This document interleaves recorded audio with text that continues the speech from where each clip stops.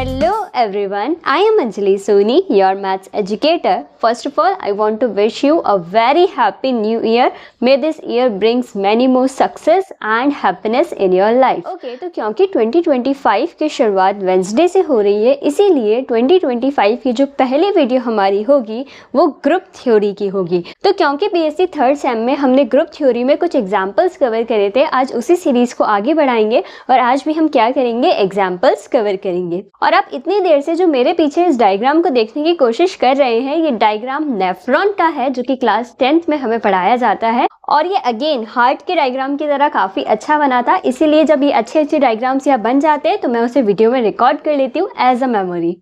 तो आइए अब इसे इरेज करते हैं और अब हम ग्रुप थ्योरी में एग्जांपल सॉल्व करते हैं। तो आइए स्टार्ट करते हैं एग्जांपल 9 के साथ। 8 एग्जांपल्स हम लोग ऑलरेडी कवर कर चुके हैं और काफी अच्छे एग्जांपल्स हमने कवर किए हैं और वहाँ कमेंट्स के थ्रू मुझे पता चला कि सही में मैंने बहुत अच्छे से उन एग्जाम्पल्स को एक्सप्लेन किया है। तो अगर आपने वो एग्जाम्पल्स नहीं समझे हैं तो आप उन एग्जाम्पल्स को भी समझ सकते हैं।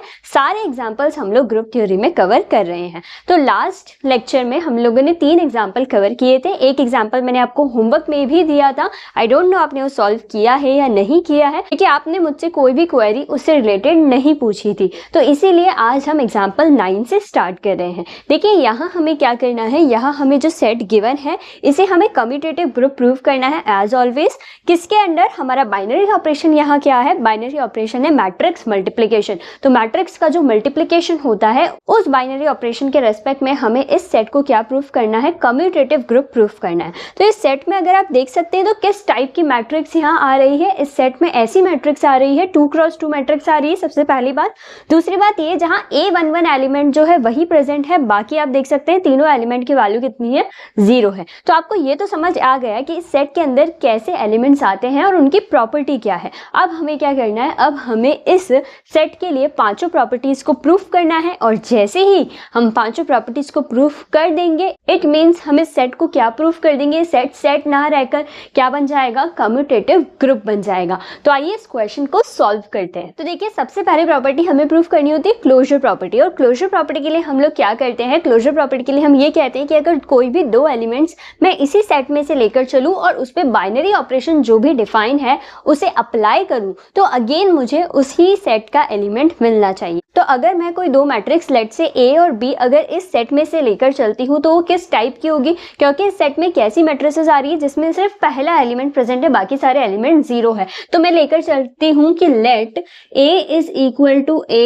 0 0 0 and B is equal to B 0 0 0 belongs to G। ये दोनों ऐसी मैट्रिसेस है जो किस में बिलोंग करती है, G में बिलोंग करती है। क्यों, क्योंकि वो G की प्रॉपर्टी को सेटिस्फाई कर रहे हैं। अब हमें क्या चेक करना है, हमें ये चेक करना है अगर मैं A और B को मल्टीप्लाई करूं तो क्या अगेन ये उसी सेट G में बिलोंग करेंगे। उसके लिए हम इसे मल्टीप्लाई करते हैं। तो जैसे ही हम इन दोनों मैट्रिसेस को मल्टीप्लाई करेंगे A 0 0 और B 0 0 0, तो हम देखेंगे जिस तरीके से हम मैट्रिक्स मल्टीप्लिकेशन करते हैं, आई होप आपको मैट्रिक्स मल्टीप्लिकेशन आता हो हम किस तरीके से करते हैं। तो जब हम इन दोनों को मैट्रिक्स मल्टीप्लिकेशन से ऑपरेट करेंगे तो हमें क्या रिजल्ट मिलेगा, यहाँ हमें मिलेगा AB और यहाँ तीनों प्लेसेस पर अगेन हमें क्या मिलेगा, 0 ही मिलेगा। तो हमने देखा कि जब हमने इन दोनों को मैट्रिक्स मल्टीप्लिकेशन से ऑपरेट किया तो हमें जो अगेन वैल्यू मिल रही है वो भी इसी तरीके की मिल रही है, जिसका पहला एलिमेंट प्रेजेंट है बट बाकी तीनों एलिमेंट 0 है। तो ये इस सेट की प्रॉपर्टी को सेटिस्फाई कर रहा है ना। इट मीन्स ये कहाँ बिलोंग कर गया, ये अगेन G में बिलोंग कर गया। तो हम क्या लिख सकते हैं, for all A, B belongs to G, AB also belongs to G, it means matrix multiplication is closed in G। तो ये लैंग्वेज आप लिख सकते हैं। आपको क्या लिखना है, for all AB belongs to G, A into B also belongs to G, it means matrix multiplication is closed in G। अब नेक्स्ट प्रॉपर्टी की बात करते हैं, दैट इज एसोसिएटिविटी। एसोसिएटिविटी क्या होती है, जिसमें हम 3 एलिमेंट्स लेकर चलते हैं उस सेट में से और हम क्या बता देते हैं, क्या A into B into C exactly equal है A into B into C के। ये एसोसिएटिव प्रॉपर्टी होती है। तो हम यहाँ से देखेंगे कि जो मैट्रिक्स मल्टीप्लिकेशन है वो एसोसिएटिव होता है। देखिए कुछ बातें आपको ऑलरेडी पता होनी चाहिए। जैसे हम रियल नंबर्स के मल्टीप्लिकेशन या एडिशन की बात करते हैं तो हम वहाँ डायरेक्टली यूज कर सकते हैं कि वो एसोसिएटिव एसोसिएटिव होते ही है। तो या तो आप यहाँ 3 मैट्रिक्स लेकर इसे चेक कर लीजिए क्या ये इक्वल आ रहा है या नहीं, बट वो एक लेंथी प्रोसेस होगा। इसकी जगह हम यहाँ ये डायरेक्ट भी लिख सकते हैं, क्योंकि मैट्रिक्स मल्टीप्लिकेशन एसोसिएटिव होता है, इट मीन्स यहाँ भी एसोसिएटिव होगा। तो यहाँ हम क्या लिख सकते हैं,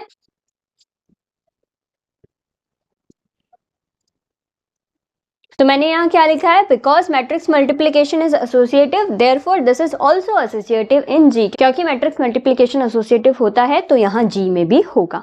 अब बात करते हैं आइडेंटिटी एलिमेंट की। तो आइडेंटिटी एलिमेंट हम कैसे फाइंड करते हैं, मैंने आपको लास्ट लेक्चर्स में बहुत अच्छे से सिखाया है कि आइडेंटिटी और इनवर्स कैसे निकाला जाता है। तो आइए अब इसके लिए आइडेंटिटी एलिमेंट फाइंड करते हैं। अब देखिए, क्योंकि आइडेंटिटी एलिमेंट क्या होता है, एक ऐसा एलिमेंट जिसे अगर हम उस सेट के किसी भी एलिमेंट से ऑपरेट करें तो अगेन हमें वही एलिमेंट मिल जाना चाहिए। तो अगर यहाँ मैं कोई भी एलिमेंट ए लेकर चलती हूँ, ए जो मैट्रिक्स होगी वो किस टाइप की दिखेगी, A0 0 0 टाइप की दिखेगी। अब आप सोचिए, अगर मुझे इसे किसी भी एलिमेंट से मल्टीप्लाई करना है और मुझे रिजल्ट में क्या चाहिए, मुझे रिजल्ट में अगेन यही एलिमेंट चाहिए, तो एक ही यहाँ पॉसिबिलिटी हो सकती है कि हम आइडेंटिटी एलिमेंट क्या होगा, 1 0 0 0 होगा। जिस तरीके से मल्टीप्लिकेशन की आइडेंटिटी क्या होती है, 1 होती है, वैसे अगर मैं किसी भी मैट्रिक्स की बात करूँ तो उसके लिए आइडेंटिटी एलिमेंट क्या होता है, अगर मैं 2 क्रॉस 2 मैट्रिक्स की बात कर रही हूँ तो उसका आइडेंटिटी एलिमेंट यही होता है। अब यहाँ क्योंकि ये जो फोर्थ एलिमेंट है ये भी 0 है, इस वजह से इसका आइडेंटिटी एलिमेंट क्या होगा, 1 0 0 0 होगा। ऐसा फिक्स नहीं है कि हमेशा आइडेंटिटी एलिमेंट मैट्रिक्स की बात हो रही है तो यही आइडेंटिटी एलिमेंट होगा। मैट्रिक्स जिस तरीके से डिफाइन है उस तरीके से उसका आइडेंटिटी एलिमेंट चेंज हो सकता है। जिस तरीके से आप देख सकते हैं यहाँ आइडेंटिटी एलिमेंट क्या है, 1 0 0 0 है। क्यों है ये आइडेंटिटी एलिमेंट, क्योंकि अगर मैं यहाँ आइडेंटिटी की डेफिनेशन अप्लाई करूँ तो वो भी सेटिस्फाई हो रही है। इसलिए हम क्या कह सकते हैं कि इस सेट में आने वाले हर एक एलिमेंट के लिए आइडेंटिटी एलिमेंट एग्जिस्ट करता है। अब फाइंड करते हैं इनवर्स। क्योंकि हमारे पास आइडेंटिटी एलिमेंट आ चुका है तो अब हम इनवर्स भी फाइंड कर सकते हैं। तो आइए फाइंड करते हैं इनवर्स और फिर इसकी फिफ्थ प्रॉपर्टी प्रूव करते हैं, दैट इज कम्यूटेटिव प्रॉपर्टी, और फिर इस एग्जाम्पल को एंड करते हैं। अब देखिए, इनवर्स एलिमेंट फाइंड करने के लिए हम क्या लिखते हैं, हम मानते हैं कि ए इनवर्स जो होगा वो इसका इनवर्स एलिमेंट होगा और अब हम इसकी वैल्यू फाइंड करते हैं। तो क्योंकि अगर ए इनवर्स इसका इनवर्स एलिमेंट है तो मैं उस पर इनवर्स की डेफिनेशन अप्लाई कर सकती हूँ और मैं क्या लिख सकती हूँ कि अगर ए इनवर्स है तो A into A inverse is equal to A inverse into A होगा, और वो किसके इक्वल होगा, आइडेंटिटी एलिमेंट के इक्वल होगा। अब आप मुझे बताइए कि अगर ए को मैं क्या मानती हूँ, A0 0 0 ऐसी मैट्रिक्स मानती हूँ तो ए इनवर्स क्या होगा, ए इनवर्स यही होगा, ए इनवर्स 0 0 0 टाइप की, क्योंकि ए के लिए ही हम ए इनवर्स से सेलेक्ट करके चल रहे हैं।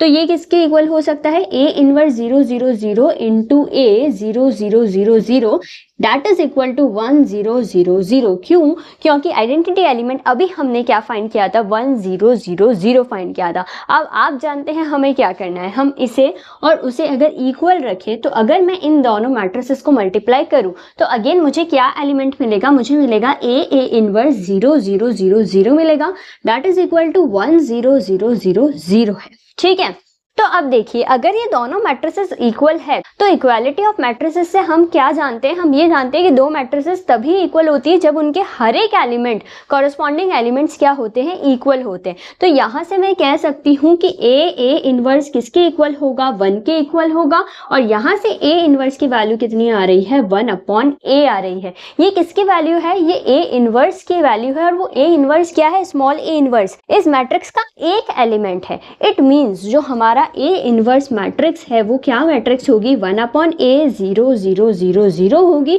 और क्योंकि ये इस टाइप की मैट्रिक्स ही है जैसे इस जी में मैट्रिसेस पाई जा रही है, इट मीन्स ये कहाँ बिलोंग कर गई, अगेन जी में बिलोंग कर गई। तो हम ये कह सकते हैं कि हर एक एलिमेंट का यहाँ इनवर्स प्रेजेंट है, और अगर ए एलिमेंट में चूज करती हूँ तो ए का इनवर्स क्या होगा, 1/a 0 0 0 इस टाइप की मैट्रिक्स उसका इनवर्स होगा। अब यहाँ हमने ये ए इनवर्स की वैल्यू फाइंड कर ली है। अब आप इनवर्स की डेफिनेशन अप्लाई करके अगेन इसे चेक भी कर सकते हैं कि जब आप इस ए इनवर्स और इस ए को मल्टीप्लाई करेंगे तो अगेन आपको आइडेंटिटी एलिमेंट मिल जाएगा। ऑब्वियसली यहाँ ए है और यहाँ 1/a है तो कैंसिल होकर हमें 1 ही मिलना है। तो यहाँ से हमने देखा कि इनवर्स एलिमेंट भी यहाँ एग्जिस्ट कर रहा है। अब लास्ट प्रॉपर्टी हम लोग कम्यूटेटिव प्रॉपर्टीज मैट्रिक्स मल्टीप्लिकेशन के लिए प्रूव करते हैं। अब last property that is commutativity की बात करते हैं। अब कम्यूटेटिविटी मीन्स क्या हमें प्रूव करना होता है, AB is equal to BA होना चाहिए। तो उसके लिए मैं दो एलिमेंट्स ए और बी जी में से लेकर चली और आप जानते हैं अब तो कि ए और बी किस टाइप के होने चाहिए, और मैंने ए और बी को जब मल्टीप्लाई किया तो मुझे क्या मिलेगा, ए बी 0 0 0,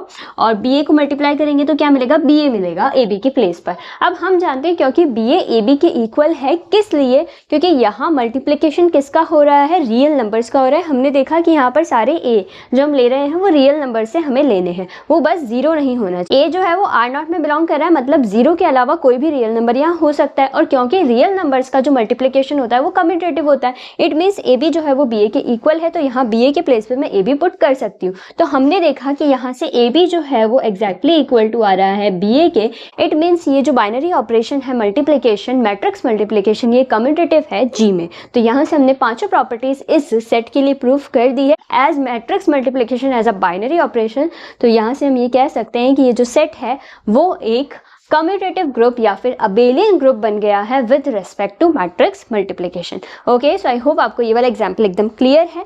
आइए एक और एग्जाम्पल ट्राई करते हैं। तो आइए अब नेक्स्ट एग्जाम्पल ट्राई करते हैं, date is example number 10th। और ये जो एग्जाम्पल है इसमें अगेन हमें ये जो गिवन सेट है इसे अबेलियन ग्रुप प्रूफ करना है with respect to matrix multiplication. अब आपने देखा आज के वीडियो में जो दोनों क्वेश्चन हमने ट्राई किए वो मैट्रिक्स मल्टीप्लिकेशन से रिलेटेड थे। आज भी हम अगेन सिर्फ दो ही एग्जाम्पल ट्राई करेंगे। तो आइए इस एग्जाम्पल को सॉल्व करते हैं। तो वही यहाँ क्या करना है, पांचों प्रॉपर्टीज को प्रूफ करना है। तो आइए स्टार्ट करते हैं। अब देखिए इस क्वेश्चन में अगर आपने ध्यान दिया है तो यहाँ हमें सेट नहीं गिवन है, यहाँ हमें गिवन है एक एलिमेंट कि इस टाइप का एलिमेंट आपके पास है, उसका आपको सेट बनाना है पहले और फिर उस सेट को आपको अबेलियन ग्रुप प्रूफ करना है। तो सेट किस टाइप का है, सेट ऐसा है जिसमें इस टाइप के एलिमेंट्स आ रहे हैं, मतलब ऐसी मैट्रिसेस आ रही है जिसमें कॉस अल्फा आता है, फिर साइन अल्फा आता है विद नेगेटिव साइन, फिर साइन अल्फा आता है और कॉस अल्फा आता है, और अल्फा हम यहाँ कोई भी रियल नंबर ले सकते हैं। ठीक है, तो यहाँ इस जी सेट को हमें क्या करना है, अबेलियन ग्रुप प्रूफ करना है। तो इसके लिए मैं सबसे पहले कम्यूटेटिव प्रॉपर्टी यहाँ प्रूफ कर रही हूँ, और आप जानते हैं कम्यूटेटिव के लिए हमें दो एलिमेंट्स इस सेट के लेकर चलने होते हैं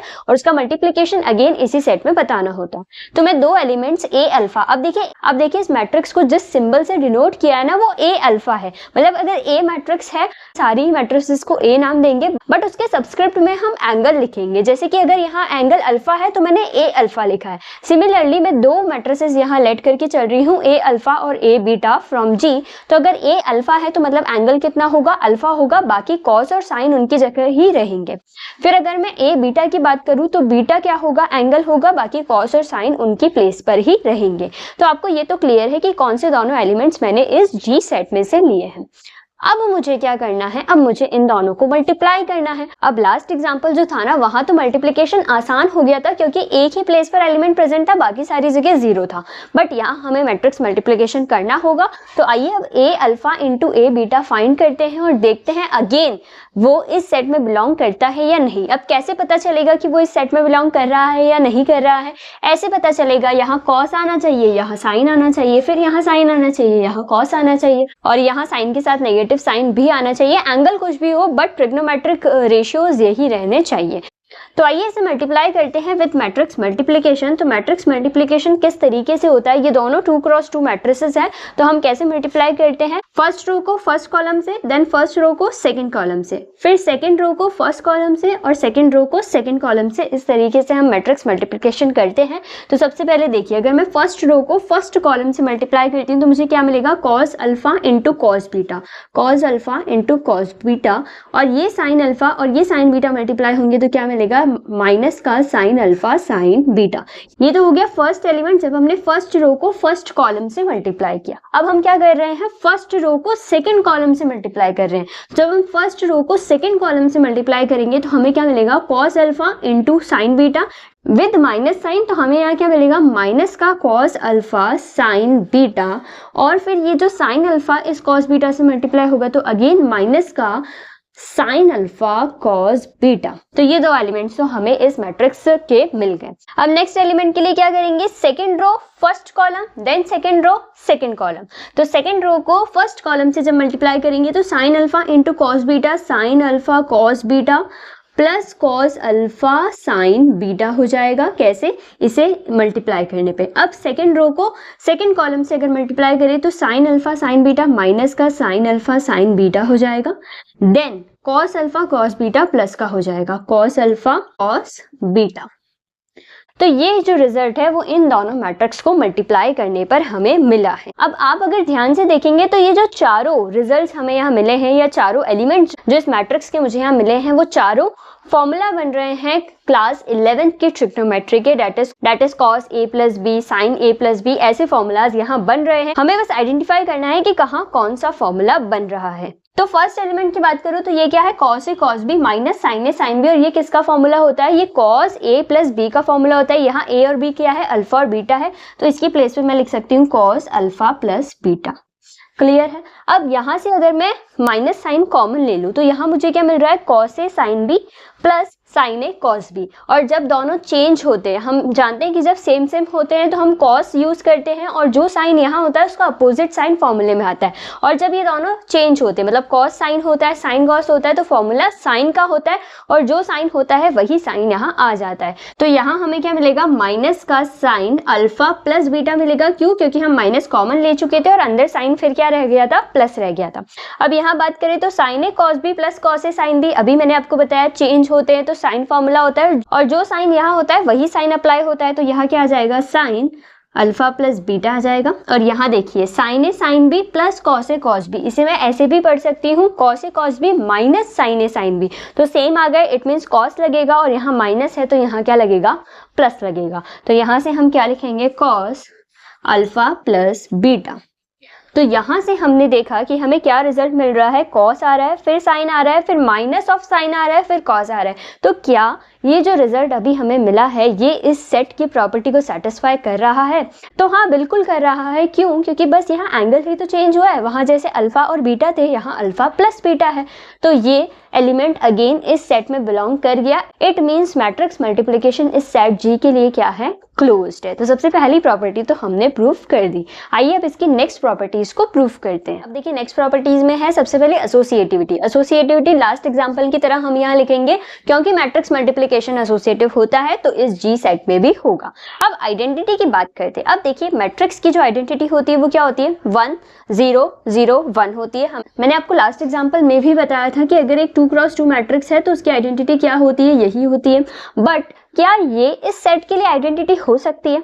नहीं हो सकती है। क्यों, क्योंकि ये तो cos और sin के फॉर्म में है ही नहीं और यहाँ जितने भी एलिमेंट्स आ रहे हैं वो cos और sin के फॉर्म में आ रहे हैं। अब क्या इस आइडेंटिटी एलिमेंट को मैं इस फॉर्म में चेंज कर सकती हूँ? तो कर सकती हूँ। कैसे? अब देखिए 1 को मुझे cos के फॉर्म में लिखना है, मतलब cos का ऐसा कौन सा एंगल है जिस पर उसकी वैल्यू 1 होती है। तो हम सब जानते हैं कि cos 0 1 होता है, तो मैं यहाँ क्या लिख सकती हूँ, 1 की जगह cos 0 लिख सकती हूँ।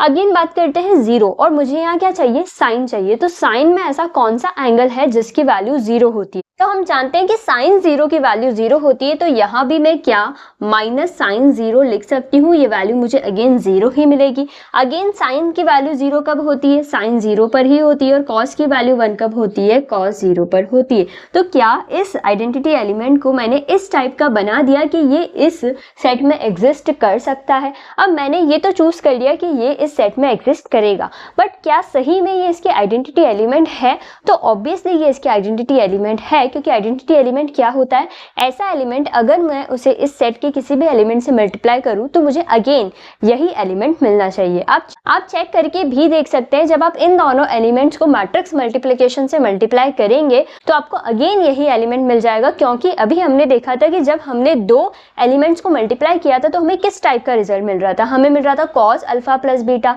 Then sin alpha plus beta, इस टाइप का एलिमेंट मिल रहा था। और यहाँ बीटा की वैल्यू क्या है, 0 है, तो ऑब्वियसली हमें क्या मिल जाएगा, यही रिजल्ट मिल जाएगा ना वापस। तो इसीलिए ये जो है cos 0 sin 0 minus sin 0 cos 0 क्या है, आइडेंटिटी एलिमेंट है इस सेट जी का। तो यहाँ आइडेंटिटी एलिमेंट भी एग्जिस्ट कर गया। अब फाइंड करते हैं इनवर्स एलिमेंट। अब देखिए जो आइडेंटिटी एलिमेंट हमने फाइंड किया था तो हम इस तरीके से लिखेंगे कि A0 इसकी आइडेंटिटी है, जहाँ पर ये जो एंगल है वो 0 होगा और ये G में बिलोंग कर रहा है क्योंकि ये इस प्रॉपर्टी को सेटिस्फाई करता है, तो ये आइडेंटिटी एलिमेंट है।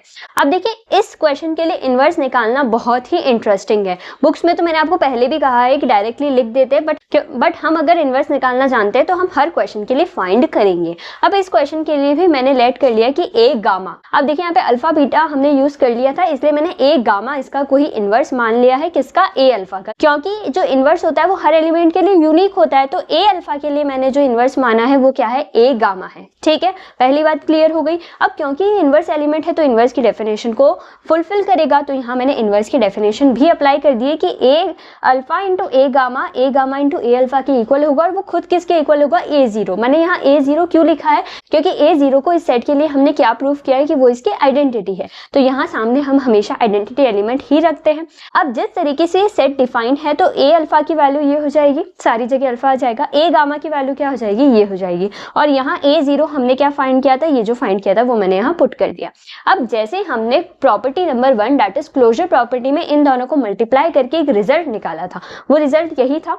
तो इस रिजल्ट को मैं अगर इसके इक्वेट करूं तो यहाँ पर हम देखेंगे कि दो मैट्रिसेस कब इक्वल होती है, जब उनके कॉरस्पॉन्डिंग एंगल्स इक्वल होते हैं। तो यहाँ से अगर मैं फर्स्ट एलिमेंट को इक्वल करके that is cos of alpha plus gamma को कॉस ऑफ 0 के इक्वल करूं तो यहाँ से मुझे alpha plus gamma is equal to 0 मिलेगा, और यहाँ से मुझे क्योंकि गामा की वैल्यू फाइंड करनी है, मुझे ये पता करना है कि इस गामा की जगह क्या वैल्यू आएगी कि वो उसका इन्वर्स बन जाए। तो यहाँ से गामा की वैल्यू कितनी आएगी, यहाँ से गामा की वैल्यू आएगी 0 minus alpha, that is gamma किसके इक्वल है, माइनस अल्फा। तो अगर हमारी मैट्रिक्स जो है वो ए अल्फा है तो उसके लिए इन्वर्स कौन है, ए ऑफ माइनस अल्फा है। मतलब यहाँ जो हम गामा लेकर चले वो क्या है, cos of minus alpha, sine of minus alpha, इस तरह की मैट्रिक्स हमें मिलेगी। तो हमने देखा कि इन्वर्स एलिमेंट भी यहाँ एग्जिस्ट कर रहा है। अब उसे लिखना किस तरीके से है वो देखते हैं, और लास्ट प्रॉपर्टी इस सेट के लिए प्रूफ करते हैं। अब देखिए एग्जिस्टेंस ऑफ इन्वर्स को बुक में डायरेक्टली कुछ इस तरीके से भी लिखा है, अगर आप चाहते हैं कि आप याद रखें तो आप इस तरीके से भी लिख सकते हैं, बट वो जो मेथड था उससे हमने एग्जैक्टली फाइंड किया है कि वहां inverse A of minus alpha क्यों होगा। ठीक है, अगर आप डायरेक्टली समझना चाहें तो अगर हम ए अल्फा और ए ऑफ माइनस अल्फा को ऑपरेट करेंगे तो जिस तरीके से यहाँ हमें अल्फा प्लस बीटा मिल रहा था ब्रैकेट के अंदर एंगल, तो यहाँ क्या मिलेगा, alpha into alpha minus alpha मिलेगा, जो हमें क्या देगा, 0 ही देगा। तो यहाँ से आप समझ सकते हैं कि a माइनस ऑफ अल्फा क्या होगा, इसका इनवर्स होगा। ठीक है, और आप प्रूफ करना चाहते हैं तो आप जो लास्ट मेथड मैंने सिखाया उसे प्रूफ कर सकते हैं। अब लास्ट प्रॉपर्टी कम्यूटेटिव हमें प्रूफ करना है, तो उसके लिए हम क्या लेकर चलते हैं, दो elements A B into B A हमें बताना होता है। यहाँ हम ए अल्फा और ए बीटा को ऑपरेट कर रहे हैं, तो हमें क्या मिलेगा, इस टाइप का एलिमेंट मिलेगा। हम ऑलरेडी इसे मल्टीप्लाई करना सीख चुके हैं। और अगर हम ए बीटा इंटू ए अल्फा करेंगे तो हमें बीटा प्लस अल्फा मिलेगा। अब ये तो एग्जैक्टली इक्वल है ना अल्फा प्लस बीटा के लिए, क्यों, क्योंकि अल्फा और बीटा तो रियल नंबर्स है, और रियल नंबर्स में कम्यूटेटिव प्रॉपर्टी फॉलो होती है एडिशन के लिए, तो यहाँ भी होगी। इट मीन्स यहाँ कम्यूटेटिव प्रॉपर्टी भी फॉलो हो रही है, और यहाँ से हमने पांचों प्रॉपर्टीज को प्रूफ करते हुए इस सेट को एक अबेलियन ग्रुप प्रूफ कर दिया है with respect to matrix multiplication. Okay, so I hope आपको आज जो हमने दोनों एग्जाम्पल सीखे वो आपको एकदम क्लियर है। अब एक लास्ट लेक्चर हम बनाएंगे एग्जाम्पल से रिलेटेड, जहां दो एग्जाम्पल जो रिमेनिंग है उन्हें भी कवर करेंगे, और फिर नेक्स्ट लेक्चर से हम ग्रुप की प्रॉपर्टीज पढ़ेंगे। Okay, so stay tuned for the next video. Thank you.